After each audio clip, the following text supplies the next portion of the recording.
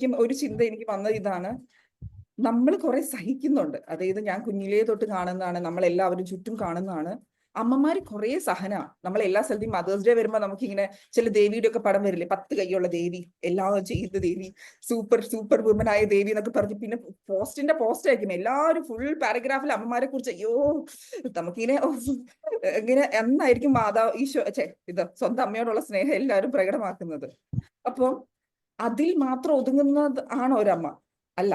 നമുക്ക് എല്ലാ ദിവസവും നമുക്ക് ഓരോ സഹനങ്ങൾ തരുന്നത്. പിന്നെ എനിക്കൊരു തോട്ട് വന്നത്, നമ്മൾ ഇത്രയും സഹിക്കുന്നുണ്ട്, വേറെ എവിടെ നിന്നും നമുക്ക് സഹനം പോയി തേടി വാങ്ങേണ്ട കാര്യമില്ല. നമ്മുടെ ഓരോ ദിവസം, ഓരോ ജീവിതം, ഓരോ നിമിഷം നമ്മുടെ സഹനമാണ്. എന്നിട്ടും എന്തേ വിശുദ്ധരായ അമ്മമാര് വളരെ കുറവാകുന്നത്? വിശുദ്ധരായ അമ്മമാര് വളരെ കുറവാണ്, വളരെ കുറവാണ്.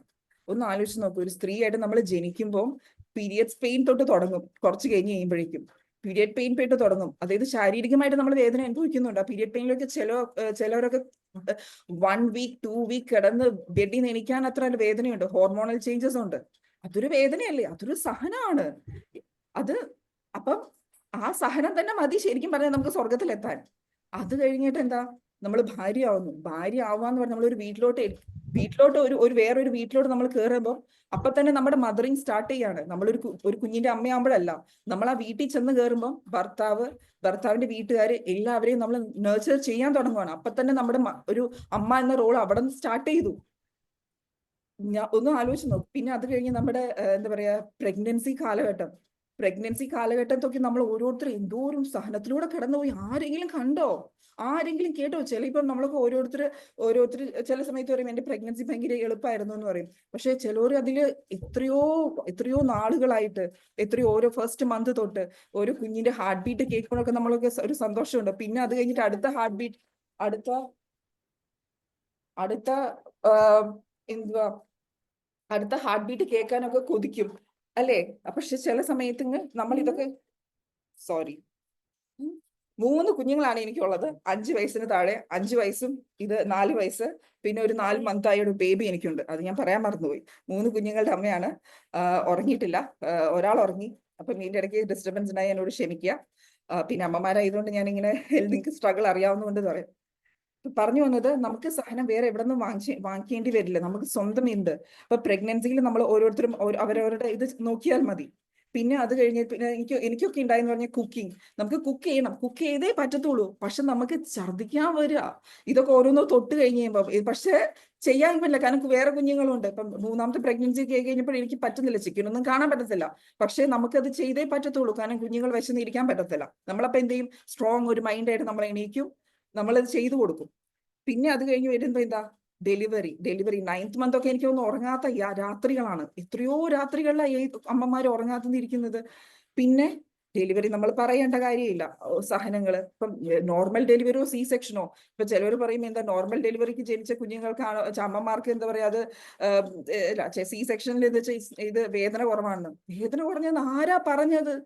അത് കഴിഞ്ഞ് അവർ അനുഭവിക്കുന്ന ഒരു വേദനയുണ്ട്. ഒരു ഡെലിവറിക്ക് ശരി, നോർമൽ ഡെലിവറി ചിലപ്പോൾ നമ്മൾക്ക് ഈ അവേഴ്സിന്റെ പെയിൻ, അത് കഴിഞ്ഞ് സി സെക്ഷനിൽ എന്ന് പറഞ്ഞാൽ ഈ കുഞ്ഞിനെ ചില അമ്മമാര് പറഞ്ഞേക്കും അവർക്ക് എടുക്കാൻ പോലും പറ്റാണ്ട് ഈ സോഫയിൽ ഇരിക്കുക അങ്ങോട്ട്, എന്നിട്ട് ഇരുന്ന് കരഞ്ഞ്, അതായത് ബ്രസ്റ്റ് ഫീഡ് മുലയൂട്ടാൻ പോലും പറ്റാണ്ട് സങ്കടപ്പെട്ടിരിക്കുന്ന അമ്മമാരുണ്ട്. ഒരു ഡെലിവറിയും അല്ലെ, നമ്മൾ എങ്ങനെ ഡെലിവറി, പക്ഷെ ആ പെയിന്. പിന്നെ പോസ്റ്റ്മോർട്ടം പറയണോ? Hormonal changes, breast feed issues, ഒരു ഒരു ഒരു ആയുസ്സിൽ ശരിക്കും സഹിക്കാനുള്ള പ്ലെയിൻസ് നമ്മുടെ ആ ഒരു 9 month, അത് കഴിഞ്ഞ ഒരു സ്ട്രഗ്ലിങ്, ആ ഒരു കുഞ്ഞുങ്ങളായിരുന്നപ്പോൾ കഴിയുന്നുണ്ട്. ഇത്രയും സഹനങ്ങൾ മതി നമുക്ക് സ്വർഗത്തിൽ പോവാൻ. പക്ഷെ എന്നിട്ടും എന്തേ എന്തേ സ്വർഗത്തില് കുറച്ച് അമ്മമാര് മാത്രം എത്തിച്ചേർന്നത്? സഹനങ്ങൾ നമുക്ക് പെർഫെക്റ്റ് ആയിട്ട് സഹിക്കണം. പെർഫെക്റ്റ് ആയിട്ട് സഹിച്ചു കഴിഞ്ഞാല് നമുക്ക് സ്വർഗം ഇറങ്ങി നമ്മൾ എവിടെയാണോ അവിടെ വന്നിരിക്കും. ഇത് ഈശോയുടെ വാഗ്ദാനമാണ്. കാരണം അമ്മമാരൊന്ന് കരഞ്ഞ ഓടി വരും. ഓർമ്മയില്ലേ ഹാഗാർ എന്ന് പറഞ്ഞ ഏതാ, എന്താ പറയാ, അബ്രാഹത്തിന്റെ വേലക്കാരിയായിരുന്നു. സാറയുടെ വേലക്കാരിയാണ്. സാറ ഇറക്കി വിട്ട് കഴിഞ്ഞപ്പം പോയി കരഞ്ഞു. എവിടെയാ പോണ്ടേന്ന് അറിയത്തില്ല കൊച്ചിനെയും കൊണ്ട്. അപ്പൊ കരഞ്ഞപ്പം കണ്ണീര് കൊണ്ട് ഹാഗാറിന് അറിയത്തില്ല ആരെയാ വിളിക്കേണ്ടതെന്ന്. കരഞ്ഞു, വിഷമിച്ച്. ഈശോ എന്താ പറയാ, ദൈവം വിളി കേട്ടു, ദൈവം വിളി കേട്ടു. പക്ഷെ കണ്ണീര് കൊണ്ട് ഫ്രണ്ടിലിരുന്ന ആ എന്താ പറയാ കിണറ്, ഇതൊന്നും കാണാൻ പറ്റും. നമ്മൾ ചില സമയം നമ്മുടെ ഫ്രണ്ടിലുള്ള ഇത് അനുഗ്രഹം കാണാൻ പറ്റാത്തത്, നമ്മൾ ചിലപ്പം ഈ കണ്ണീര് കൊണ്ട് നമ്മുടെ കണ്ണ് മൂടപ്പെട്ട ഒരു അവസ്ഥയിൽ നമ്മൾ പോകും. നമ്മൾ സഹനങ്ങൾ ശരിയായി സഹിച്ചു കഴിഞ്ഞാൽ നമുക്ക് ചില വഴികൾ തുറന്നു കിട്ടും. അത് പക്ഷെ നമ്മൾ കാണാതെ പോകുന്നത് നമ്മൾ അതിന്റെ കാഴ്ചപ്പാട് മാറ്റാത്ത കൊണ്ടാണ്. നമുക്ക് കാഴ്ചപ്പാട് മാറ്റണം. ഈശോയെ കൂട്ടുപിടിച്ച് സഹിക്കണം. എനിക്ക് ഈ ഇടയ്ക്ക് 2 ന്യൂസ്, ഞാൻ US-ലാണ്, പക്ഷെ ഈ ഇടയ്ക്ക് നാട്ടിൽ വന്നു കഴിഞ്ഞപ്പോ ഞാൻ 2 ന്യൂസ് കേട്ടു. അതെന്നെ വല്ലാതെ ഡിസ്റ്റർബ് ചെയ്തു. ഞാൻ കുറച്ച് നേരം അത് ഇരുന്ന് കരഞ്ഞോണ്ടിരിക്കുക. ഷൈനി എന്ന് പറഞ്ഞൊരു അമ്മ 2 പെൺകുഞ്ഞുങ്ങളെയും കൊണ്ട് റെയിൽവേ ട്രാക്കിൽ പോയിട്ട് ആത്മഹത്യ ചെയ്തത്. പിന്നെ അതുപോലെ അഡ്വക്കേറ്റ് ജിസ്മോൾ എന്ന് പറഞ്ഞ ഒരു പെൺകുട്ടി 2 1.5 വയസ്സുള്ള കുഞ്ഞുങ്ങളെയും കൊണ്ട് ആത്മഹത്യ ചെയ്തു. എങ്ങനെ അമ്മമാർക്ക് ആത്മഹത്യ ചെയ്തു? സ്വന്തം നൊന്ത് പെറ്റ 9 മാസം അവരൊക്കെ എന്താ പറയാ, അവര് ജനിക്കാൻ കാത്തുനിന്ന്, അവരുടെ കുഞ്ഞുങ്ങളുടെ മുഖം കാണാൻ കാത്തു നിന്നിട്ട്, അവരെ കയ്യിൽ കിട്ടിയിട്ട്, അവരെ അത്രയും വളർത്തിയിട്ട്, അത് കഴിഞ്ഞ് അവര് ആ കുഞ്ഞുങ്ങളെയും കൊണ്ട് ട്രാക്കിലും പോയി വിഷം കൊന്നു പോന്നെ എങ്ങനെ പറ്റിയ അമ്മമാർക്ക്? അവരെങ്ങനെ നിസ്സഹായായി പോയി? ആ സഹനങ്ങൾ സഹിക്കാൻ അവർക്ക് കഴിവില്ലാതെ അല്ല, അവർക്ക് അവസാനം അവർക്ക് അറിയത്തില്ല ഇത് എന്ത് ചെയ്യും, ആരുടെ അടുത്ത് പോകും എന്ന്. അവർക്ക് ഉണ്ടായിരിക്കില്ലേ, അവർ 2 പേരും ക്രിസ്ത്യൻസ് ആണ്, അവർക്ക് ഉണ്ടായിരുന്നില്ലേ ഒരു ക്രിസ്ത്യൻ ഫ്രണ്ട്? നീ സഹിക്ക്, ഈശോയ്ക്ക് കൊടുക്ക്, നിന്നെ കാണാൻ ഒരു കർത്താവുണ്ടെന്ന് പറഞ്ഞു കൊടുക്കാൻ അവിടെ ഒരു ക്രിസ്ത്യൻ ഫ്രണ്ട് ഉണ്ടായിരുന്നില്ലേ? അവര് പോകുന്ന സ്ഥലത്ത് ഒരാൾ പറയാനില്ലേ, നീ you are valued, you are precious എന്ന് പറയാൻ ഈ ലോകത്ത് അവർക്കൊരു കൂട്ടുകാരി ഉണ്ടായിരുന്നില്ലേ? നമ്മുടെ കൂടെയുള്ള അമ്മമാര് സഹിക്കുന്നത്, അവര് ഗോ ത്രൂ ചെയ്യുന്നത് കാണുമ്പോൾ കുറ്റപ്പെടുത്തുമില്ല, ചേർത്ത് പിടിക്കാൻ നമുക്കൊരാള് വേണം. അതിനാണ് നമ്മൾ അമ്മമാര് സഹനങ്ങളെ ശരിയായി സഹിക്കും. നമുക്ക് എല്ലാവരും, ഈശോ എല്ലാവർക്കും എല്ലാവരും ഓരോ സഹനങ്ങളിലൂടെ കടന്നു പോകുന്നത്, അത് മാറ്റമില്ല. പക്ഷെ ആ സഹനങ്ങൾ നമ്മൾ എങ്ങനെ സഹിക്കണം, അവിടെയാണ് ഈശോ സ്വർഗം, അല്ലെങ്കിൽ നമുക്ക് വേണ്ടി നമുക്ക് നമ്മളെ വിശുദ്ധരാക്കാനുള്ള സംഭവം ഇരിക്കുന്നത്.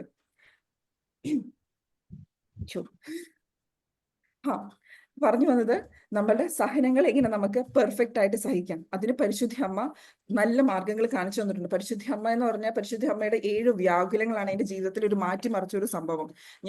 എനിക്ക് കുറെ പരാതികളായിരുന്നു ചില സമയത്തൊക്കെ. എങ്ങനെ ഈ പാരന്റിങ്ങിൽ നമ്മൾ കുറെയൊക്കെ ഫെയിൽ ആകും, എങ്ങനെ ഈ പറഞ്ഞ പോലെ ജെന്റിൽ പാരന്റിംഗ് എന്ന് പറഞ്ഞിട്ട് ഒത്തിരി ആഗ്രഹം ചെയ്ത, പക്ഷെ നമുക്കത് പലപ്പോഴും ഫെയിൽ ആവും. നമുക്ക് നമ്മുടെ സ്വഭാവത്തിന്റെ ചില എന്താ പറയാ ഇതുണ്ട്, ഓരോരുത്തർ പേഴ്സണാലിറ്റി ഉണ്ട്, പേഷ്യൻസ് ലെവലും ടോളറൻസ് ലെവലും ഒക്കെ നമുക്ക് ചിലപ്പോൾ കുറഞ്ഞു പോയിരിക്കാം. അപ്പൊ ഈ പറഞ്ഞ പോലെ നമ്മൾ ഓർക്കും, ദൈവമേ എന്തുവാ ഞാൻ എവിടെയാ തെറ്റ് വരുത്തുന്നത്, നമുക്ക് മനസ്സിലാവുന്നില്ല എവിടെയാ തെറ്റ് വരുത്തുന്നത്, ഈ കുഞ്ഞുങ്ങൾക്ക് ഞാൻ എന്ത് പറഞ്ഞു കൊടുക്കും, ഈ കുഞ്ഞുങ്ങൾക്ക് കൊടുക്കേണ്ടത് എന്താ. പക്ഷെ ഈശോ പറഞ്ഞൊരു കാര്യമുണ്ട്, ഓരോ സമയത്ത് ഞാൻ ഇങ്ങനെ തളർന്നു പോകുമ്പോഴും ഈശോ പറയുന്ന ഒരു കാര്യമുണ്ട്, ഞാൻ തന്ന കുഞ്ഞുങ്ങളാ, അവർക്ക് വേണ്ടത് ഞാൻ പ്രൊവൈഡ് ചെയ്യും. നമ്മളെ തന്നെ അങ്ങ് ഫോഴ്സ് ചെയ്യുക, നമ്മൾ ഫോഴ്സ് ചെയ്യാണ് എന്തുവാ, ഓക്കെ ഞാൻ ചെയ്തത് ഈ ഞാൻ എന്നുള്ള ഒരു സംഭവം വന്നു കഴിഞ്ഞ് കഴിയുമ്പോൾ നമുക്ക് കുഞ്ഞുങ്ങൾക്ക് കൊടുക്കാൻ, ഈശോയ്ക്ക് നമ്മളിലൂടെ അവർക്ക് കൊടുക്കാനുള്ള സംഭവം നഷ്ടപ്പെട്ടു പോകും. ചില സമയത്ത് നമ്മള് പലരുടെ അറിവുകൾ നമുക്ക് കിട്ടി, ആ അറിവുകളാണ് പറക്കാൻ നോക്കുന്നത്. പക്ഷെ അല്ലാതെ ഞാൻ എന്ന വ്യക്തിയുടെ ഒരു പേഴ്സണാലിറ്റി ഉണ്ട്, ഓരോ ആൾക്കാർക്കും വേറെ വേറെ പേഴ്സണാലിറ്റി ആണ്. അത് ഈശോ നമ്മൾ സൃഷ്ടിച്ചത് അങ്ങനെയാണ്. ഈശോ നമ്മളായിട്ട് ഓരോരോ യുണീക്ക് ആണ്. നമ്മളുടെ കൈ വെച്ച് എന്ന് പറയുന്നത് എല്ലാം എന്താ പറയാ, ഒരു യുണീക്ക് ആണ് ഓരോരുത്തരും. അപ്പം ആ യുണീക്ക് പേഴ്സണാലിറ്റിയുടെ ആ യുണീക്ക്നെസ്സിനൂടെ നമ്മുടെ കുഞ്ഞുങ്ങൾക്ക് നമ്മൾ എന്ത് പകർന്നു കൊടുക്കണം, അവിടെയാണ് ശരിക്കും പറഞ്ഞ വിജയം ഇരിക്കുന്നത്. വിജയം എന്ന് പറഞ്ഞാൽ മറ്റുള്ളവർ കാണുന്ന വിജയമല്ല. മറ്റുള്ളവർ നോക്കുമ്പോൾ നമ്മുടെ കുഞ്ഞുങ്ങളെ നന്നായി ബിഹേവ് ചെയ്തു, നമ്മള് പിള്ളേര് ഇത്രയും പഠിച്ചു മാർക്ക് ഇടുന്നല്ല. ഈശോ കാണുന്ന കണ്ണുകളിലൂടെ നമുക്ക് നമ്മളെ കാണാൻ പറ്റുന്നു. ചില സമയത്ത് നമ്മൾ തന്നെ ഓർക്കും, നമ്മളെ വെറുക്കുന്ന സിറ്റുവേഷൻ ഇല്ലേ, നമ്മളെ തന്നെ ഈശോയെ എനിക്ക് പറ്റണില്ല ഞാൻ, അല്ലെങ്കിൽ ഫോർ എക്സാമ്പിൾ പറയുകയാണെങ്കിൽ, നമുക്കിപ്പം നമ്മുടെ കൂടെ ഉള്ളവർ നമ്മളെ കമന്റ് പറയുകയാണെങ്കിൽ, അല്ലെങ്കിൽ നമ്മുടെ ഹസ്ബൻഡ്, മദർ ഇൻ ലോ, നമ്മുടെ പാരന്റ്സ്, നമ്മുടെ കൂട്ടുകാര് നമ്മളിങ്ങനെ പറയത്തില്ലേ, എന്തെങ്കിലും പറയും നമ്മളെ, നീ ചെയ്യുന്നത് തെറ്റാണ്, നീ എന്ത് പൊട്ടത്തര ചെയ്തേക്കുന്നത്, നിനക്ക് എന്തോ. അപ്പോഴേക്കും നമ്മൾ പറയും, ശരിയാ, ഞാനൊരു പൊട്ടിയാ, അത് ഞാൻ ചെയ്യുന്നത് എല്ലാം ഇതാ കണ്ടില്ലേ. അവസാനം ചിലപ്പോൾ 4 വയസ്സുള്ള 5 വയസ്സ്, mamma you are so stupid, mummy എന്ത് പൊട്ടത്തര ചെയ്തെന്ന് പറയുമ്പോൾ അപ്പൊ നമ്മൾ, കണ്ടോ ദൈവമേ, നീ എന്നെ സൃഷ്ടിച്ചത് കണ്ടോ, എനിക്ക് ഒരു തരിയെങ്കിലും നീ ബുദ്ധി തന്നിരുന്നെങ്കിൽ, എന്നെ ഇങ്ങനെ വിളിക്കുമായിരുന്നോ. അല്ല, അവരാരും കാണുന്ന കണ്ണിലൂടെ അല്ല കർത്താവ് നിന്നെ കാണുന്നത്, കർത്താവ് എന്നെ കാണുന്നത്. നമ്മൾ പ്രാർത്ഥിക്കണം, ഈശോയെ നീ എന്നെ കാണുന്ന കണ്ണിലൂടെ എനിക്ക് എന്നെ കാണാൻ. നമ്മളെ സ്നേഹിക്കാൻ മറന്നു പോകുന്നുണ്ട് പല സമയത്തും അല്ല, എനിക്ക് തോന്നുന്നു ഒരുവിധം അമ്മമാര് മറന്നു പോയിട്ടുണ്ട്. എന്താ പറയാ, നമുക്ക് ഒരു സ്വയം ഒരു സ്നേഹം ഉണ്ടെന്ന്, സ്വയം സ്നേഹിക്കാനുള്ളതെന്ന്. You start from you. നിങ്ങളെ ആദ്യം സ്നേഹിക്കുക. അതെങ്ങനെയാണെന്നറിയാമോ? ഈശോ നിങ്ങളെ സ്നേഹിച്ച പോലെ സ്നേഹിക്കുക. ഈശോ നിങ്ങളെ സ്നേഹിച്ച പോലെ സ്നേഹിക്കുക. ഈശോ പറഞ്ഞിട്ടുണ്ട്, നീ എനിക്ക് വിലപ്പെട്ടവനും ബഹുമാന്യനും പ്രിയങ്കരനുമാണെന്ന്. He respects you. നിന്നെ റെസ്പെക്ട് ചെയ്യുന്നുണ്ട്. വേറെ ലോകത്ത് ഒരാൾ റെസ്പെക്ട് ചെയ്തില്ലെങ്കിലും ഈശോ റെസ്പെക്ട് ചെയ്യുന്നുണ്ട്. ആൻഡ് ദാറ്റ്സ് വൈ എനിക്ക് ഈ ഒരു സംഭവമാണ്. പിന്നെ ഈശോ വിശ്വസ്തനാണ്. കാരണം ഈശോ ഒരിക്കലും ബൈബിളിൽ പറയുന്ന ഒരു വചനങ്ങൾ പോലും ഈശോ മാറ്റി പറയത്തില്ല. അത് നമ്മൾ വിശ്വസിച്ചാൽ മതി. നമ്മൾ വേറെ ഒന്നും ഇപ്പം ഞാൻ ഇന്നത്തെ ഈ ക്ലാസ് കഴിഞ്ഞ് കഴിയുമ്പം നിങ്ങൾക്ക് ഒരു ജീവിക്കാൻ ഒരു പ്രചോദനം തരാനുള്ളത് മാത്രം ഞാൻ പറയാനുള്ളൂ. അതിലേക്ക് എത്തിപ്പെടാൻ വേണ്ടി ഞാൻ ഈ പരിശുദ്ധാത്മ വായിക്കട്ടെ എന്ന് പ്രാർത്ഥിക്കുന്നു. ഇതാണ് ഈശോ നിങ്ങളെ കാണുന്ന പോലെ നിങ്ങൾ കാണാൻ ശ്രമിക്കുക. നിങ്ങളെ വേറെ ഇപ്പൊ പല സമയങ്ങളിൽ ഞാൻ ശോഭ ചേച്ചി പ്രാർത്ഥിച്ച പോലെ, ആരും കാണാതെ കരഞ്ഞ രാത്രികളില്ലേ? ഈ തലോണയ്ക്ക് മാത്രം അറിയത്തുള്ളൂ നിങ്ങളുടെ കണ്ണീര് ശേഖരിച്ചത്. ബാത്റൂമിൽ പോയി കരഞ്ഞിട്ടില്ലേ? അടുക്കളയിൽ നിന്ന് കരഞ്ഞിട്ടില്ലേ? എവിടെയൊക്കെ കരയാൻ പറ്റും? പറമ്പിൽ പോയി കരഞ്ഞിട്ടില്ലേ? ഓഫീസിൽ പോയി കരഞ്ഞിട്ടില്ലേ? ഹോസ്പിറ്റലിൽ പോയി കരഞ്ഞിട്ടില്ലേ? ഈശോ കാണുന്നുണ്ട് ആ കരച്ചില്. ഓരോ കണ്ണുനീരും ഈശോ കുപ്പിയിൽ ശേഖരിച്ചിട്ടുണ്ട്. നിന്റെ അലച്ചിലുകൾ എണ്ണിയിട്ടുണ്ടെന്നാ പറഞ്ഞിരിക്കേണ്ടത്. നിന്റെ അലച്ചിലുകൾ എണ്ണിയിട്ടുണ്ടെന്ന്. പക്ഷെ ഈ അലച്ചിലുകളൊക്കെ നമ്മൾ എണ്ണിയിട്ടുണ്ടെങ്കിലും ചില സമയത്ത് നമ്മളിലോട്ട് കൃപ തടയുന്നത് ചില മേഖലകളുണ്ട്. ആ 2-3 മേഖലകൾ ഞാൻ പറയാണ്. ഒന്ന്, നാവിന്റെ ഉപയോഗം. അമ്മമാർക്ക് പ്രശ്നം എന്ന് പറഞ്ഞാൽ, അമ്മമാർക്ക് എന്നല്ല, പെണ്ണുങ്ങൾക്ക് എന്ന് പറഞ്ഞ പ്രശ്നം എന്ന് പറഞ്ഞാൽ, നമ്മൾ ചിലപ്പോൾ സഹിക്കും എന്ന് പറഞ്ഞാൽ, ഇപ്പൊ for example very basic example നമ്മൾ പറയുകയാണെങ്കിൽ, നമ്മുടെ ഹസ്ബൻഡോ മദറിലോ അല്ലെങ്കിൽ കൂടുതലും അവരുടെ കയ്യിൽ നിന്നാണല്ലോ കുറ്റപ്പെടുത്തുകൾ കിട്ടുന്നത്. നമ്മൾ കിട്ടിപ്പെടുത്തുന്നത് ചിലപ്പോൾ നമ്മൾ അവരോട് ചിലപ്പോൾ തിരിച്ചു പറഞ്ഞു എന്ന് വരത്തില്ല. നമ്മൾ മനസ്സിൽ പറയും. പിന്നെ നമ്മൾ അവർ പോയി കഴിഞ്ഞിട്ട് ഒരു 10 പേരോട് വിളിച്ച് പറയും, കണ്ടോ ഇന്ന് ഇത് നടന്നു, ഇന്ന് ആരുടെ ഭാഗത്താ തെറ്റ്? ഞാൻ ഇവർക്ക് ഇത്രയും വെച്ച് വിളമ്പി കൊടുത്തതല്ലേ, ഞാൻ ഈ അമ്മേനെ ഇങ്ങനെ ചെയ്തതല്ലേ എന്ന് പറഞ്ഞു 10 കണക്ക് അവിടെ പറയും. അപ്പോ എന്ന് പറഞ്ഞ അവിടെ എന്താ? സഹിക്കാൻ ഈശോ തന്ന സഹനം സ്നേഹത്തോടെ ഏറ്റെടുക്കാനുള്ള ഒരു ഇത് പോയി. കൃപയായിരുന്നു അത്. കൃപ നഷ്ടപ്പെടുത്തി കളഞ്ഞില്ലേ നമ്മള്? അപ്പം നമുക്ക് തന്നു, ഈശോ സഹനം തന്നു. അത് ആ സമയത്ത് ഈശോയുടെ കുരിശിലേട്ട് നിങ്ങളെ ചാഞ്ഞ് നിർത്തുമായിരുന്നു. ഈശോ അവസരം തന്നു. ഈശോയുടെ മോളെ, എന്റെ കുരിശ് എനിക്ക് താങ്ങാൻ പറ്റുന്നില്ല, എന്നെ ഒന്ന് താങ്ങ. എന്നെ കുത്തി, എന്റെ പീലാത്തോസിന് മുമ്പിൽ നിന്ന് എല്ലാവരും എന്നെ തുപ്പി, എന്നെ അടിച്ചു, എന്നെ ഇത് ചെയ്തു. ഞാൻ നിനക്ക് ഒരു ഇച്ചിരി തരട്ടെ എന്ന് വെച്ച് ഈശോ തന്നതായിരുന്നു ആ കുരിശ്. ആ ഒരു കുഞ്ഞി സഹനം നമ്മൾ കളഞ്ഞില്ലേ? അപ്പോഴേക്കും വിളിച്ചു പറഞ്ഞു, നമ്മൾ ന്യായീകരിച്ചു. അപ്പോഴേക്കും കൂട്ടുകാരോ അല്ലെങ്കിൽ വേറെ ആരെങ്കിലും ഒക്കെ പറഞ്ഞു, ആടി നീ ആയതുകൊണ്ട് നീ ഇത് ചെയ്തു, നീ ആയതുകൊണ്ട്. ഞാനൊക്കെ ആയിരുന്നു അവസരം എന്ന് പറയാം. അപ്പോഴേക്കും നമ്മളിത് ഭയങ്കര സംഭവം നമ്മളങ്ങ് ഓർത്തു. ഇതാണ് ഒരു മേഖല. ഇത് കുഞ്ഞു മേഖലയാണ്. നമ്മുടെ കുഞ്ഞൊരു ഇതാണ്. ഇതുപോലെ നിങ്ങൾക്ക് അറിയാം, ഒരു ദിവസങ്ങൾ നമുക്ക് എത്രയോ സഹനങ്ങൾ നമുക്ക് പോകുന്നുണ്ട് അങ്ങനെ. അതുപോലെ പിന്നെ ഈ പറഞ്ഞ പോലെ ഭർത്താവോ അമ്മായിയമ്മയോ കൂട്ടുകാരോ മക്കളോ സ്വന്തം അപ്പനമ്മയോ നിന്നെ കുറ്റപ്പെടുത്തിയാലും നിന്നെ കുറ്റപ്പെടുത്താണ്ട് നിന്റെ സത്യം അറിയുന്ന ദൈവമുണ്ട്. ഈ ഒരു റിയാലിറ്റി നമ്മൾ എന്ന് മനസ്സിലാക്കുന്നോ, നമ്മൾ പിന്നെ പറയത്തില്ല ആരോടും. നീ കരയുന്നത് ആ കർത്താവിന്റെ മുമ്പിലായിരിക്കും. ചിലപ്പോ നീ കരയുന്ന ഇവരുടെ മുമ്പിൽ പറയും, മുതലക്കണ്ണീരാ, നീ കരയുന്നത് എന്തിനാ? ഞാൻ അതിനൊന്നും പറഞ്ഞില്ലല്ലോ, നീ കരയാൻ മാത്രം കരയാനുണ്ടോ? ഞാൻ നിന്റെ തെറ്റ് തിരുത്തിയതല്ലേ. ഇങ്ങനെയായിരിക്കും പറയുന്നത്. പക്ഷേ കരയേണ്ടവന്റെ മുമ്പിൽ പോയി കരയേണ്ടവന്റെ മുമ്പിൽ പോയി കരയുക. ആ ഓരോ കണ്ണുനീരും സൂക്ഷിച്ചു വെച്ച തമ്പുരാന്റെ അടുത്ത്. ഫസ്റ്റ്. രണ്ടാമത്തേത് പൂത്തഹങ്കാരം. നമുക്ക് ചില സമയത്ത് വരുന്ന ഒരു സംഭവമാണ് പൂത്തഹങ്കാരം. പക്ഷെ അഹങ്കാരം നമ്മൾ അറിയുന്നില്ല. ചില സമയത്ത് നമ്മുടെ തെറ്റ് തിരുത്തുന്ന, നേരത്തെ പറഞ്ഞു നാവിന്റെ ഉപയോഗത്തിന്റെ കാര്യം പറഞ്ഞു. അഹങ്കാരം എന്ന് പറഞ്ഞാൽ നമുക്ക് ഇപ്പം ചിലതൊക്കെ അറിയാമായിരിക്കും. ചിലപ്പോൾ നമ്മളോട് ചിലപ്പോൾ തെറ്റ് തിരുത്തുന്ന ഒരാള് പൊട്ടത്തരമായിരിക്കാം പറയുന്നത്, അല്ലെങ്കിൽ പക്ഷേ ഈശോ ചിലപ്പം ആ പറയുന്ന ഒരു സമയത്ത് നീ തിരുത്തേണ്ട ആവശ്യം ഉണ്ടായിരിക്കും. ആ സമയത്ത് നമ്മൾ അതിനെ മറുതലിക്കാൻ പാടില്ല. ഫോർ എക്സാമ്പിൾ പറയുകയാണെങ്കിൽ, ചിലപ്പോൾ നമ്മൾ പ്രാർത്ഥിക്കുന്നതായിരിക്കും, നമ്മുടെ ഹസ്ബൻഡോ അല്ലെങ്കിൽ നമ്മുടെ വീട്ടുകാരോ വേറെ ആരെങ്കിലും പ്രാർത്ഥിക്കാത്ത ആൾക്കാരായിരിക്കും. അപ്പം നമ്മൾക്ക് ഈശോനെ അറിയാം, നമുക്ക് വിശുദ്ധ കുർബാന സ്വീകരിക്കാൻ പോകേണ്ടത് അറിയാം, കുടുംബ പ്രാർത്ഥനയുടെ വില അറിയാം, ജപമാല ചൊല്ലുന്നതിന്റെ വില അറിയാം. അപ്പുറത്തെ ആൾക്കാർക്ക് അതറിയത്തില്ല, കാരണം അവർ എക്സ്പീരിയൻസ് ചെയ്തിട്ടില്ല. എക്സ്പീരിയൻസ് ചെയ്യാത്ത ഒരു സംഭവം അവർക്ക് എങ്ങനെ, എന്താ പറയാ, അതിന് അല്ലെങ്കിൽ നമുക്ക് പണ്ടത്തെ തൊട്ട് എന്താ പറയാ, പണ്ട് കാരണവന്മാര് പഠിപ്പിച്ച് ശീലിച്ച് അങ്ങനെ ഒരു ചിട്ടയിൽ പോകുന്ന ഒരു സ്പിരിച്വാലിറ്റിയുടെ ഒരു റിലീജിയസ് ഒരു ലൈഫ് ഉണ്ട്. ഇപ്പൊ അങ്ങനെ അല്ലെങ്കിൽ ഇപ്പോഴത്തെ ഒരു ജനറേഷന്റെ സിറ്റുവേഷൻ വെച്ച് എന്തിനാ ഇത് ചെയ്യുന്നത്? ഈ ചോദ്യങ്ങളുണ്ട്. നീ ഈശോനെ അറിഞ്ഞിട്ടില്ലേ? നീ ഈശോനെ അറിഞ്ഞിട്ടില്ലേ? ആ ഈശോ എങ്ങനെയാ? എല്ലാരും ചേർത്ത് വെക്കുന്ന ഈശോ അല്ലേ? എന്നെ ചേർത്ത് വെച്ചില്ലേ? ഞാൻ വീണു പോയപ്പം കുമ്പസാരക്കൂട്ടിൽ ഞാൻ പോയി എന്റെ തെറ്റുകൾ ഏറ്റുപറഞ്ഞപ്പോ എന്നെ ചേർത്ത് വെച്ചിട്ടില്ലേ? അപ്പൊ നമ്മൾ അവരെയും ചേർത്ത് വെക്കണം. പക്ഷെ നമുക്ക് ആ സമയത്ത് നമ്മുടെ അഹങ്കാരം കളിക്കും. കണ്ടോ, അവര് ഭയങ്കര തെറ്റാ ചെയ്യുന്നത്.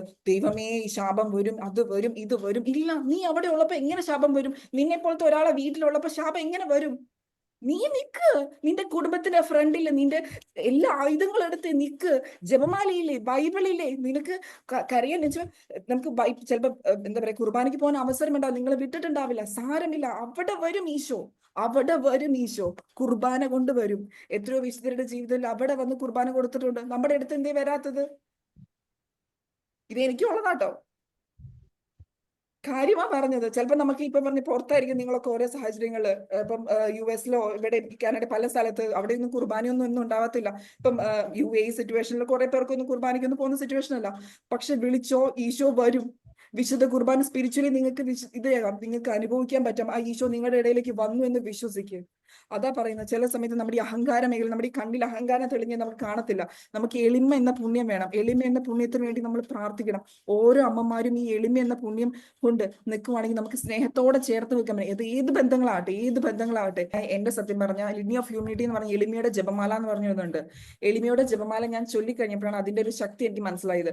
കാരണം അതിലിങ്ങനെ എഴുതുന്നുണ്ട്, സ്നേഹിക്കപ്പെടാനുള്ള എന്റെ ആഗ്രഹത്തിൽ നിന്ന്, വിലമതിക്കപ്പെടാനുള്ള എന്റെ ആഗ്രഹത്തിൽ നിന്ന്.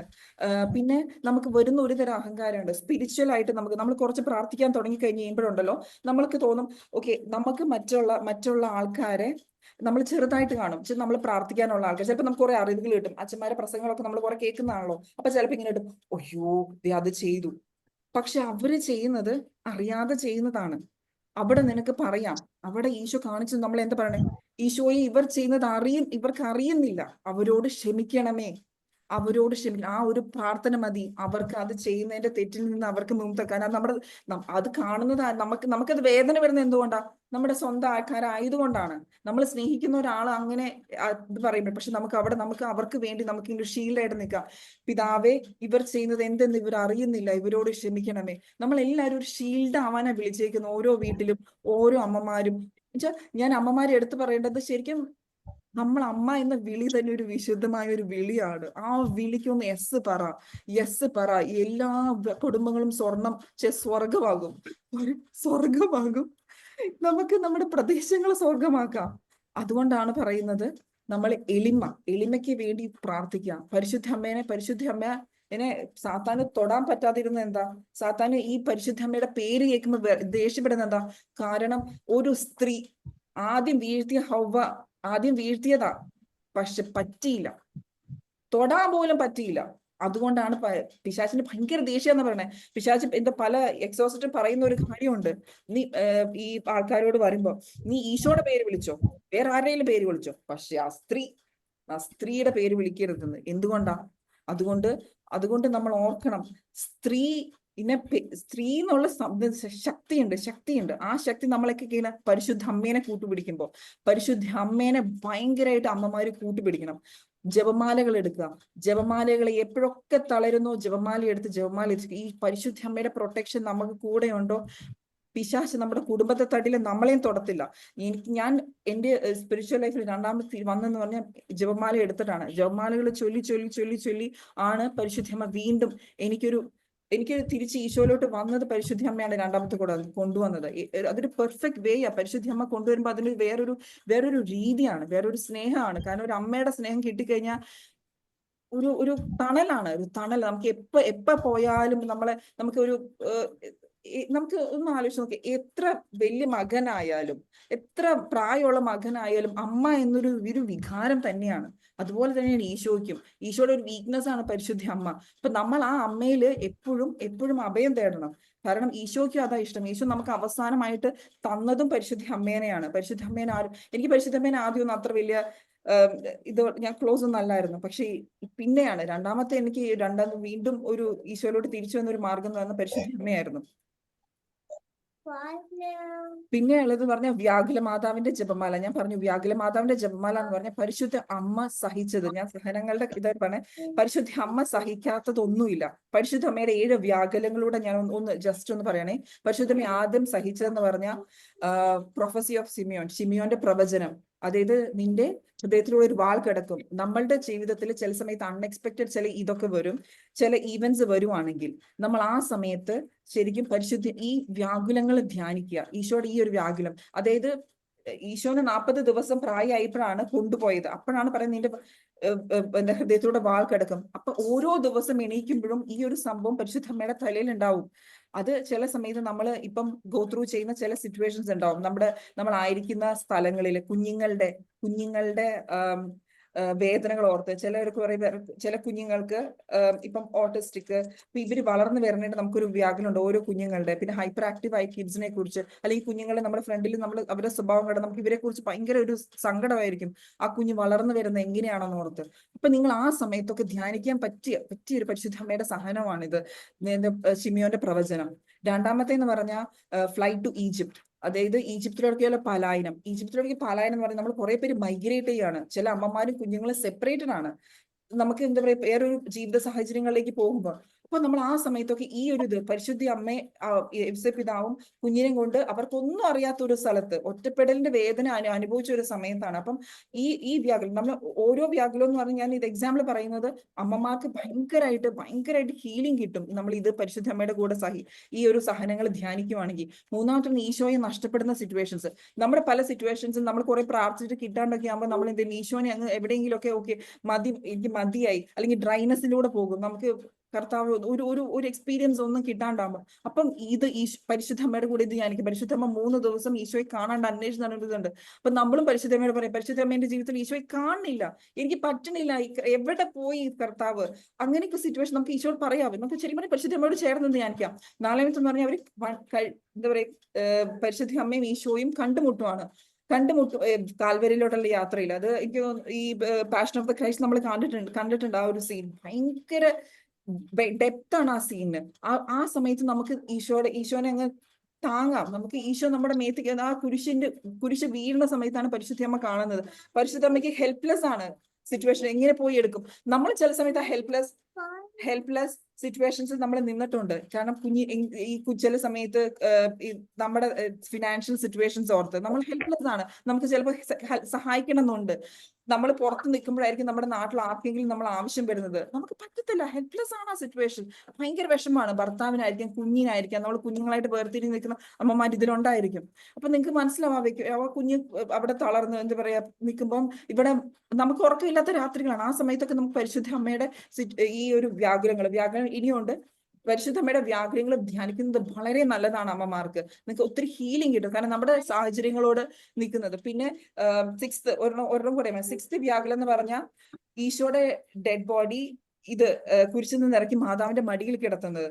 ഒന്ന് ആലോചിച്ച് നോക്ക് പരിശുദ്ധ അമ്മയുടെ ആ ഒരു സഹനം. അതായത് എന്താ പറയാ പ്രസവിച്ച മകനെ അത്രയും കുഞ്ഞിനെ തൊട്ട് ആ കയ്യിലെടുത്ത ആ നിമിഷം ഓർമ്മ വന്നിട്ടുണ്ടാവില്ലേ? അത് കഴിഞ്ഞ് ആ കുഞ്ഞിനെ കൈ കിട്ടേക്കോ ആ ജീവച്ഛവമായിട്ട്. ടോപ്പ് ടു ബോട്ടം ഒരു സ്ഥലം പോലും ഇല്ല ആൾക്കാരെ ഉപദ്രവിക്കാത്തത്. കണ്ടുകിട്ടി ആ അമ്മയോട് നമ്മൾ ചേർന്ന് നിൽക്കുക എപ്പോഴും. സത്യം പറഞ്ഞ് പരിശുദ്ധ അമ്മ സഹിച്ച സഹനങ്ങളോട് ചേർത്ത് നിൽക്കുമ്പോൾ നമ്മുടെ സഹനങ്ങളൊന്നും ഒന്നും അല്ലാണ്ടായി പോകും ആ സമയത്ത്. നിങ്ങൾ ആ സമയത്ത് പരിശുദ്ധ അമ്മയുടെ അത്രയും സഹനം വരുമ്പോ ആ ചിത്രത്തിന്റെ അടുത്ത് ഒന്ന് പോയി കെട്ടിപ്പിടിക്കുക പരിശുദ്ധ അമ്മേനെ ഈശോനെയും. കെട്ടിപ്പിടിച്ചു കഴിഞ്ഞാൽ പല പല സഹനങ്ങൾക്ക് നിങ്ങൾക്ക് ഉത്തരം കിട്ടും. വ്യാകുലങ്ങളോട് ചേർന്ന് നിൽക്കാം. പിന്നെ എനിക്ക് ഒരു കാര്യം പറയാനുള്ളതെന്ന് പറഞ്ഞാൽ നമ്മൾ ചില സമയത്ത് എന്ന് പറഞ്ഞാൽ ഈ ചില പ്രാർത്ഥനകൾ നമ്മൾ ഓർക്കും ഈശോ കേൾക്കുന്നില്ലേ. അമ്മമാര് ഈ പറഞ്ഞ പോലെ ചില കാര്യങ്ങൾ ചില നിയോഗങ്ങളൊക്കെ വെച്ച് പ്രാർത്ഥിക്കും. ചില സമയം നമ്മൾ തന്നെ ചിലപ്പോൾ നമ്മുടെ കുറെ പേര് നമ്മളോട് പ്രാർത്ഥിക്കാൻ പറഞ്ഞിട്ടുണ്ടാവും, നിയോഗങ്ങൾ വെച്ച് പ്രാർത്ഥിക്കണം എന്നൊക്കെ പറഞ്ഞ് നമ്മളോട് പറയും. പക്ഷെ നമുക്ക് ഓർക്കും ഇതിനൊന്നും മറുപടി ഇല്ലേ, ഇതിനൊന്നും മറുപടി ഇല്ലാത്ത ചില സന്ദർഭങ്ങളൊക്കെ നമുക്ക് വരാം. ആ സമയത്ത് നമുക്കെന്ന് പറഞ്ഞാൽ ഈ 7ാമത്തെ വ്യാകുലമുണ്ട്, അത് ക്ലോസിങ് ഓഫ് ദി ടൂം, അതായത് എന്താ ഈശോനെ അടക്കുന്നത്. അടക്കി കഴിഞ്ഞ് കഴിയുമ്പം ഒരു ക്ലോസ്ഡ് ഡോറാണ്. ആ സമയത്ത് പിറ്റേ ദിവസം അല്ല 3 ദിവസം കഴിഞ്ഞ് ഈശോ എന്താ പറയാ പ്രത്യക്ഷനായത്, ഈശോ കാണുന്നത് ശരിക്കും പറഞ്ഞ ഒരു സ്ത്രീക്കാണ്, മഗ്ദലേന മറിയത്തിനാണ്.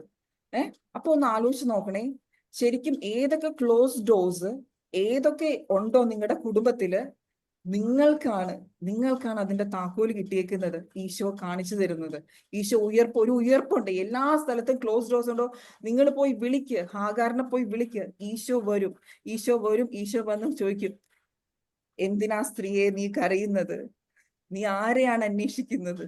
അപ്പൊ പറയും, ഈശോ വെളിപ്പെടുത്തി തരും. അതുകൊണ്ടാണ് എല്ലാ സ്ഥലങ്ങളിലും എല്ലാ സന്ദർഭങ്ങളിലും ഈശോ സത്യം പറഞ്ഞുണ്ടല്ലോ സ്ത്രീകളുടെ അടുത്തോട്ട് വരുന്നത്. കാരണം ഈശോയ്ക്ക് ഭയങ്കര ഇഷ്ടമാണ്. ഈശോയ്ക്ക് വിമൻ എന്ന് പറഞ്ഞാൽ, നമ്മൾ ഫെമിനിസ്റ്റിനൊക്കെ എന്ന് പറഞ്ഞാൽ ഇപ്പം സോഷ്യൽ മീഡിയയിലൊക്കെ ഭയങ്കരമായിട്ട് നടക്കുന്നുണ്ട്. ഈശോ ഭയങ്കരമായിട്ട് ചേർത്ത് വെച്ചതാണ് കുറെ വിമനെ. എന്താ പറയാ, മർത്ത മറിയുണ്ട്. ഇപ്പം രക്തസ്രാവക്കാരുടെ സ്ത്രീയുടെ ഒരു ഇത് പറയുന്നുണ്ട്. രക്തസ്രാവക്കാരി ഈശോക്ക് അറിയായിരുന്നല്ലോ, അവള് വന്ന് ഈശോയുടെ എന്താ പറയാ വസ്ത്രത്തിന്റെ വിൽത്തോടുന്ന്. എന്നിട്ട് അറിയാത്ത മട്ടില് ആരാ എന്നെ തൊട്ടതെന്നൊക്കെ പോയി ചോദിച്ചത് ആൾക്കാരുടെ മുമ്പിൽ വെച്ചിട്ട്. എന്റെ അപ്പൊ നോക്കുമ്പോ ഇത്രയും പേര് നടക്കുന്നുണ്ട്, പക്ഷെ ഈശോയ്ക്ക് കാണണമായിരുന്നു അവൾ എങ്ങനെ ഈശോയെ ആൾക്കാരുടെ മുമ്പിൽ വെച്ച് പ്രഘോഷിച്ചു അവള്. ഈശോയെ പേടിച്ചാണെങ്കിലും പ്രഘോഷിച്ചു, ഈശോയെ ഞാനാണ്. അപ്പൊ എന്താ പറഞ്ഞ, നീ സമാധാനത്തോടെ പോക. ഈ ഒരു വാക്ക് പറയാനാ ഈശോളെ എഴുന്നേറ്റ്, സമാധാനം. ഈശോ നമുക്ക് തരാൻ ആഗ്രഹിക്കുന്നത് ഈ സമാധാനമാണ്. എത്ര കെയോട്ടിക് സിറ്റുവേഷൻ ആണെങ്കിലും നീ ഗോത്രൂ ചെയ്യുന്നത് ഈശോ തരാൻ ആഗ്രഹിക്കുന്നത് സമാധാനമാണ്. ഈശോ അവസാനമായിട്ട് പറഞ്ഞു പോകുന്നത് ഇതന്നെയാ, നിങ്ങളെ സമാധാനത്തിലേക്ക് വിളിച്ചുകൊണ്ട് വന്നിരിക്കുന്നത് ഈശോ. ഒരു രീതിയിലും നമ്മൾക്ക് എന്താ പറയാ, നമ്മളിൽ നിന്ന് എടുക്കപ്പെട്ടാത്ത ഒരു സമയം എല്ലാം പോയിക്കോട്ടെ, അവസാനം വരുന്ന ഒരു സമാധാനം അനുഭവിക്കാൻ പറ്റും. അപ്പൊ ഇതാണ് ഞാൻ പറയുന്നത്, ഓരോ അമ്മമാർക്കും ഈ ഒരു സംഭവം കിട്ടണം. ഈ ഒരു സംഭവം ഇഗ്നൈറ്റ് ചെയ്താലുള്ള ഈശോയുടെ സമാധാനം അനുഭവിക്കാൻ. സത്യമായിട്ടും പറയുവാണ്, നിങ്ങൾക്ക് എന്ത് ഫേസ് ചെയ്യാനും ഒരു അപാര ധൈര്യമായിരിക്കും ഈ സമാധാനം നിങ്ങളിൽ വന്നു കഴിഞ്ഞാൽ. ഈശോ സമാധാനം തരാനാണ് ഓരോരുത്തരും വിളിച്ചേക്കുന്നത്. അതുകൊണ്ട് നിങ്ങളുടെ ലൈഫ് സിറ്റുവേഷൻ എന്തുമായിക്കോട്ടെ ഈശോയിൽ ആശ്രയിക്കുക, കൈ വിടരുത്. പരിശുദ്ധ അമ്മേനെ കൈ പിടിച്ച് നടത്തുക. പിന്നെ അതുപോലെ എന്ന് പറഞ്ഞാൽ നമുക്ക് നമുക്ക് ഉള്ളത് കൊടുക്കുക, കയ്യിലുള്ളത് കൊടുക്കുക. അതായത് നമ്മുടെ കുഞ്ഞുങ്ങൾക്ക് ചില സമയം, എന്റെ കുഞ്ഞുങ്ങളൊക്കെ ഒരു കാര്യം ഞാൻ സത്യമായിട്ട് എടുത്തു പറയാം, ഞാൻ ഇത്രയും പ്രാർത്ഥിക്കുന്നു എന്നൊക്കെ പറഞ്ഞാലും എന്റെ കുഞ്ഞുങ്ങൾ പള്ളിയിൽ പോയി അടങ്ങിയൊന്നും ഇരിക്കത്തില്ല. അപ്പച്ചനാണെങ്കിൽ കഴിഞ്ഞ ദിവസം ഞാൻ US-ലാണ് സെറ്റിൽ, പക്ഷെ ഇപ്പം വെക്കേഷൻ നാട്ടിൽ വന്നേക്കുവാ. അപ്പൊ ഇവര് പള്ളി പോയി കഴിഞ്ഞാൽ പിശാച് കുരിശിനെ കാണുന്ന പോലെയാ, അവിടെ നിന്ന് ഇറങ്ങി ഓടും ഒരു രീതിയിലും. അപ്പൊ അപ്പനാണെങ്കിൽ എന്നെ കളിയാക്കി, അമ്മയാണെങ്കിലോ പ്രാർത്ഥന, ഇവിടെയാണെങ്കിൽ മക്കളാണെങ്കിലോ പള്ളി കണ്ട അപ്പ ഓടും. അപ്പൊ എനിക്ക് സത്യം പറഞ്ഞാൽ വിഷമമായോ എന്ന് ചോദിച്ചാൽ വിഷമമായി. അപ്പൊ ഞാൻ ഈശോ പറഞ്ഞു, ഈശോ കഷ്ടമുണ്ട് എന്നെക്കൊണ്ട് ഇങ്ങനെ പറയിപ്പിക്കുന്നത്. കാരണം രണ്ടെണ്ണം എന്താ പറയുക, 2 ആൺകുട്ടികളാണല്ലോ. അപ്പം ഇവർ രണ്ടുപേരും പിന്നെ അതുപോലെ അത്രയും പെർഫോമൻസും ആയിരിക്കും. ആൾക്കാരെ ബാക്കിയുള്ളവരെയും കൂടെ കുർബാന കാണിക്കില്ല, അതുപോലെയായിരിക്കും ഇവരുടെ പെർഫോമൻസ്. പക്ഷെ എന്നെയൊക്കെ ഉണ്ടല്ലോ ഈ പള്ളി പോകുമ്പം എന്നോട് ഒരു ചില അമ്മമാരൊക്കെ വന്ന് പറയും, your kids are very adorable, your kids are beautiful. അപ്പൊ ഞാൻ ചിലപ്പോൾ ഓർക്കും, ഈശോ ആയിരിക്കും എന്നോട് ഇത് പറയാൻ ആഗ്രഹിക്കുന്നത്. അതായത് ഞാൻ ചില സമയം അവരെ എനിക്ക് ചേർത്ത് വെക്കാൻ പറ്റിയിട്ടില്ല. ആ സമയത്ത് എനിക്ക് അവരെ സ്നേഹിക്കാൻ പറ്റത്തില്ല. കാരണം എനിക്ക് ദേഷ്യം വരും, എനിക്ക് ഭയങ്കര ദേഷ്യം വരും. കാരണം ഞാൻ ഈശോയെ കാണാൻ കുർബാന സ്വീകരിക്കാനാ വരുന്നത്, ഈശോയെ കാണാനാ വരുന്നത്. അപ്പൊ ഇവന്മാർ ഇത് കാണിക്കാനാകുമ്പോൾ നമുക്ക് വിഷമം. പക്ഷെ ആ അമ്മമാര് വന്ന് പറയുമ്പോൾ ഞാൻ ഓർക്കും, ഈശോയെ. അതുപോലെ എന്നോട് ഒരു ഡീക്കൻ എപ്പോഴും വന്ന് പറയുമായിരുന്നു, thank you for bringing your kids, thank you so much. ഞാൻ ചിലപ്പോൾ ഓർക്കും, ഈ ഡീക്കൻ എന്തുദ്ദേശിച്ചിട്ടാണ് എന്നോട് താങ്ക് യു പറയുന്നത്. പക്ഷെ പിന്നെ നമ്മൾ ആലോചിച്ച് അതൊക്കെ ഈശോ നമ്മളോട് പറയുന്നതാ. പിന്നെ അതുപോലെ എനിക്ക് പറഞ്ഞു തരുന്നത്, നമ്മൾ ചില സമയത്ത് ഈശോയായിട്ടുള്ള കോൺവെർസേഷൻ ചെയ്യണേ, പക്ഷെ ഈശോ നമ്മളെക്കാളും നമ്മളെ വിലമതിക്കുന്ന ഒരു ഈശോ ഉണ്ട്. അത് എനിക്ക് മനസ്സിലായെന്ന് പറഞ്ഞാൽ, എന്റെ 3ാമത്തെ ഞാൻ ഡെലിവറി കഴിഞ്ഞ് കഴിഞ്ഞിട്ട് ഞാൻ കുഞ്ഞിനെയും കൊണ്ട് പള്ളി പോയി. അതായത് ന്യൂ ഇയറിന്റെ തലേ ദിവസം ആണ് പള്ളി പോയത്, അതായത് January 31st. അന്ന് ഞാൻ ഈശോയോട് ഇങ്ങനെ ഒരു ചോദ്യം ചോദിച്ചു. എന്ന് വെച്ചാൽ 3 മക്കളെ തന്നു ഈശോ. എനിക്കാണെങ്കിൽ ആ സമയത്ത് കുറച്ച് വിഷമായിരുന്നു. ഈ 3 പിള്ളേരും ന്യൂ ബോൺ ബേബി ആയിട്ട് ഞാൻ സ്ട്രഗിൾ ചെയ്യാം. 3 പിള്ളേർ തന്ന ഈശോ, എനിക്ക് ഇവർ നോക്കാനുള്ള കഴിവൊന്നുമില്ല, എനിക്ക് പറ്റണില്ല ഇതൊക്കെ, ഈ രാത്രിയിലെ ഈ ഇതും പിന്നെ രാവിലെ ഇവരുടെ ഇമോഷൻസും ഒക്കെ കൊണ്ട്. ആ സമയത്ത് ആ പള്ളി ചെന്ന് കഴിഞ്ഞപ്പോ അവിടുത്തെ അച്ഛൻ ഞാൻ കണ്ടിട്ടുണ്ട്. ഞാൻ ഈ 7ാമത്തെ 8ാമത്തെ മാസത്തിൽ ചില സമയത്ത് ഈ പള്ളി വരുന്നത്, അന്ന് മദർ ഓഫ് ഗോഡിന്റെ ഫീസ്റ്റ് ആണ്. അവര് ന്യൂ ഇയർ അല്ല ആഘോഷിക്കുക, മദർ ഓഫ് ഗോഡിന്റെ ഫീസ്റ്റ് ആണ്. ഈ അച്ഛൻ, അവിടെയുള്ള ആർക്കും എന്നെ അറിയത്തില്ല, എന്റെ പേര് പോലെ അച്ഛനൊന്നും അറിയത്തില്ല കേട്ടോ. ആ അച്ഛൻ എല്ലാവരുടെയും മുമ്പിൽ വെച്ചിട്ട് പറയും, ഞാൻ ന്യൂ ബോണിനെ പിടിച്ചിട്ട് അച്ഛൻ കാണുന്നുണ്ട്, അച്ഛൻ എന്നെ കാണാൻ, എനിക്ക് അച്ഛനെ കാണാലോ ഉറപ്പായിട്ട്, അച്ഛനും അവിടെ നിൽക്കുന്നത്. അച്ഛൻ എന്നെ കാണാൻ, അച്ഛൻ ഇങ്ങനെ പറഞ്ഞു, ഒരമ്മ പ്രഗ്നന്റ് ആയപ്പോ വിശുദ്ധിയോടെ ഒരു കുഞ്ഞ് ജനിക്കാൻ വേണ്ടി ഇവിടെ പള്ളി വരുന്ന ഒരു അമ്മയുണ്ടായിരുന്നു. അവൾ ഇപ്പൊ അവളുടെ ന്യൂ ബോണിനെയും കൊണ്ട് വന്നിട്ടുണ്ട്. അവൾക്കും ഇവിടെയുള്ള എല്ലാവർക്കും മദർ ഓഫ് ഗോഡിന്റെ ഫീസ്റ്റിന്റെ ആശംസകൾ. നിങ്ങളൊന്ന് ആലോചിച്ച് നോക്കുക. ആ അച്ഛനെ എന്നെ ഒന്നും അറിയത്തില്ല. US ഞങ്ങളൊന്നും പാരിഷ് ചേർന്നിട്ടൊന്നുമില്ല. ഒരു ആഫ്രിക്കൻ അച്ഛനാണ്. പക്ഷെ എനിക്കും ഈശോയ്ക്ക് അറിയാവുന്ന കാര്യം, ഒരു വിശുദ്ധ കുർബാനയുടെ മധ്യത്തിൽ നിന്ന് ഈശോ, ഞാൻ അപ്പം മനസ്സിൽ കണ്ട, ഞാൻ എന്നെ ചോദ്യം ചെയ്തപ്പോ ഈശോ അവിടെ നിന്നിട്ട് കുർബാന മധ്യത്തിൽ നിന്ന് ഈശോ എന്നോട് പറഞ്ഞതാ, ജെർലെ, നീ എന്ന അമ്മയെ ഞാൻ വിലമതിക്കുന്നു എന്ന്. അതുകൊണ്ടാണ് ഇവിടെ കേൾക്കുന്ന, അമ്മേ, നീ എത്ര പാപിയാണോ, നീ എത്രയോ വട്ടം നിന്റെ ഈ പാരന്റ്ഹുഡ് ജേർണിയിൽ നീ ഫെയിൽ ആയിട്ടുണ്ടോ, ഈശോ നിന്നെ വിലമതിക്കുന്നുണ്ട്. ആ കുഞ്ഞുങ്ങളെ നിനക്ക് തന്നത് നിന്നിൽ വിശ്വാസം അർപ്പിച്ചിട്ടാണ്. നിനക്ക് ആ കുഞ്ഞുങ്ങളെ വളർത്താനുള്ള കഴിവുണ്ട്, തരും. നിനക്ക് തരില്ലേ? നിനക്ക് ഇല്ലാന്നുള്ളതില്ല, നിനക്ക് തരും. അതായത് നിനക്ക് എന്റെ കൃപ മതി, എന്തെന്നാൽ നിന്റെ ബലഹീനതയിലാണ് എന്റെ ശക്തി പൂർണ്ണമായി പ്രകടമാകുന്നത്. ഈ ഒരു വചനം പിടിച്ചാണ് കുറെ നാളുകൾ ഞാൻ ജീവിച്ചിരുന്നത്, കുറെ നാളുകൾ. അതുപോലെ വേറൊരു അനുഭവം പറയാനാണെങ്കിൽ, ഈ ടൈം ഓക്കെ ഈ കഴിഞ്ഞു.